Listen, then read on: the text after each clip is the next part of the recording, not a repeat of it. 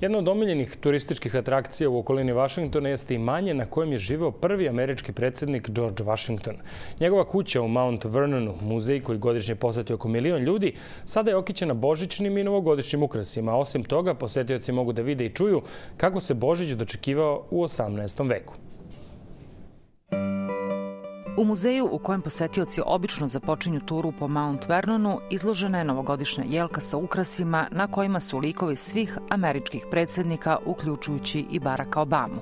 Jelka, međutim, tokom 1700. godina nije uobičajeni deo praznične dekoracije, s obzirom da je u Sjedinjenim Državama postala popularna tek 1 vek kasnije. Melissa Wood, portparolka Mount Vernona, kaže da su rezidencija i plantaža predsjednika Vašingtona bili skromno ukrašeni. Bilo je zelenilo u rezidenciji, to je verovatno bila sva dekoracija.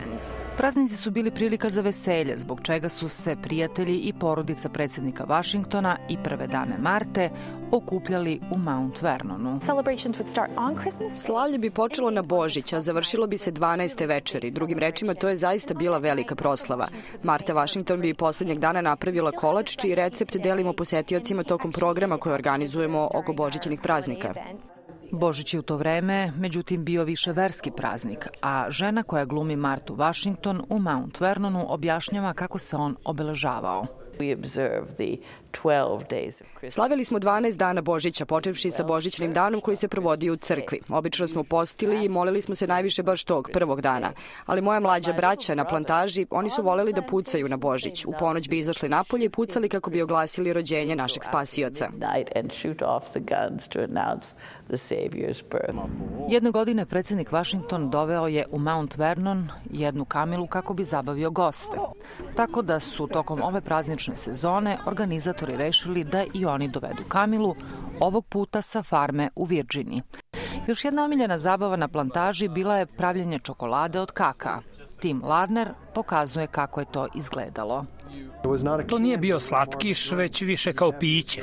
Dakle, svako bi imao svoju oklagiju kojom bi izmrvio kakao dok ne bi dobili čokoladu u prahu, a onda bi od toga napravili toplu čokoladu. To je bio veoma gust i energičan napitak koji se u 18. veku nije preporučivao deci. Dani oko Božića u Mount Vernonu proticali su u radosti i druženju sa prijateljima i porodicom, što je svakako slučaj u Americi danas, posle 200 godina.